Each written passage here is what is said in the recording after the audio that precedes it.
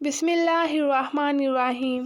تو آج آپ کے ساتھ جھوٹی نبوت کی ایک دعوے دار سجاد بنت حارث کا واقعہ شیئر کریں گے، لہٰذا ویڈیو کو آخر تک محبت اور توجہ کے ساتھ سنیے گا۔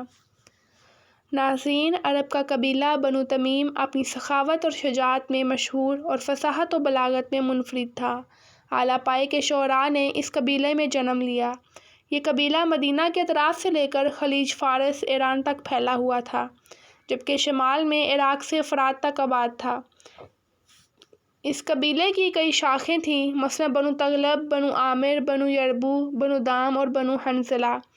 ایک شام بنو تمیم میں ایک بچی نے جنم لیا، جس کا نام اس کے باپ نے سجاد بنت حارث رکھا۔ ماحول کے مطابق اس بچی کی تعلیم و تربیت ہوئی۔ یہ بہت خوش گفتار اور ذہین تھی، شاعری کا ذوق رکھتی تھی، چاشنی والی گفتگو کرنے میں اس کو مہارت حاصل تھی، قیادت کا بھی فن آتا تھا، عام آدمی پر تو اپنی خوش مزاجی اور گفتگو سے سحر کر دیتی تھی۔ کہانت کا بھی دعویٰ تھا۔ من حیث المجموع ایک ذہین اور شاطر خاتون تھی۔ وہ ایک راسخ العقیدہ عیسائی تھی۔ یمن پر کسریٰ کی حکومت تھی، لیکن جب وہاں کا حاکم باذان مشرف باسلام ہو گیا تو اہل فارس کے ہاتھ سے یہ علاقہ نکل گیا۔ اس پر کسریٰ نے مسلمانوں کو کمزور کرنے کے لیے ایسے مہروں کی تلاش کی جو مسلمانوں کو آپس میں لڑوا سکیں۔ اس مقصد کے لیے سجاد اچھا آلہ کار تھی۔ یہ ان کے بہلاوے میں آ گئی اور عرب پر حکمرانی کے خواب دیکھنے لگی۔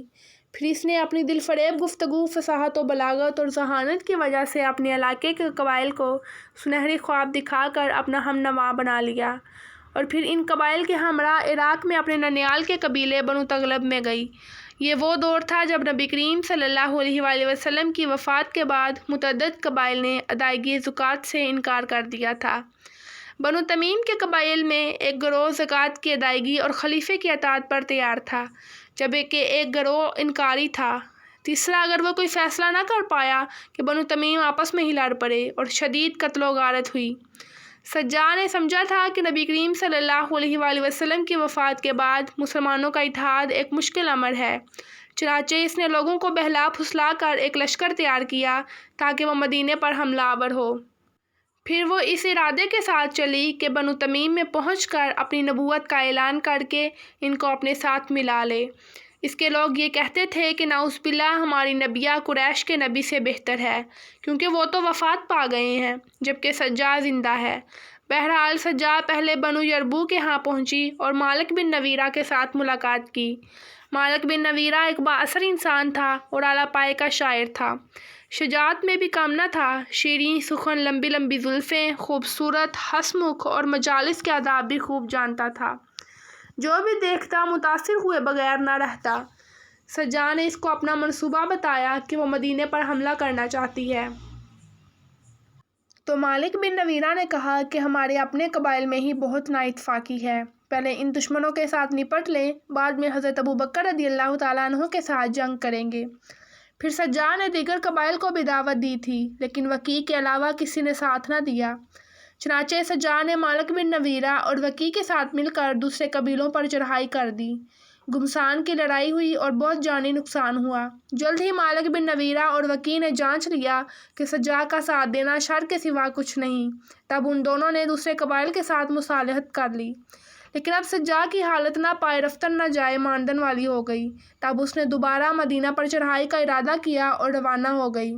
سجاد کا لشکر مدینہ کی طرف رواں دواں تھا تو راستے میں اوس بن خزیمہ کے ساتھ اس کی لڑائی ہو گئی، جس میں سجاد کو شکست ہوئی۔ اوس بن خزیمہ نے سجاد کو اس شرط پر جانے دیا کہ وہ مدینہ کی طرف رخ بھی نہ کرے گی۔ پھر سجاد نے یمامہ کا ارادہ کیا تو اس کے سرداروں نے کہا کہ اہل یمامہ اپنی شان و شوکت اعتداد میں بہت بڑے ہوئے ہیں، نیز مسلمہ بہت طاقتور ہو چکا ہے۔ اس پر سجاد کہنے لگی، یمامہ چلو، کبوتری کی طرح تیزی کے ساتھ ان پر جھپٹو، وہاں ایک زبردست جنگ ہوگی جس کے بعد تمہیں کبھی ندامت نہ اٹھانا پڑے گی۔ سجاد کے سردار اس کی اس قسم کی گفتگو کو وہی سمجھتے تھے، چنانچہ ساتھ ہو لیے۔ سجاد لشکر لے کر یمامہ پہنچی اور ایک چشمے پر پڑاؤ ڈالا۔ چنانچہ مسلمہ کو اطلاع ملی تو وہ تھوڑا فکر مند ہوا، کیونکہ اس کو اطلاع تھی کہ مسلمان کسی بھی وقت حملہ کر سکتے ہیں۔ چنانچہ اس نے اپنا قاصد تحائف دے کر سجاد کے پاس بھیجا اور کہا کہ جان کی امان ہو تو ہم مل کر ایک دوسرے کے مطالبات پر غور کرتے ہیں۔ مسلمہ نے سجاد کے لیے خاص خیمہ لگوایا جس میں عود اور لوبان جلایا گیا۔ دونوں نے وہاں بیٹھ کر ایک دوسرے کے دعووں کو سنا۔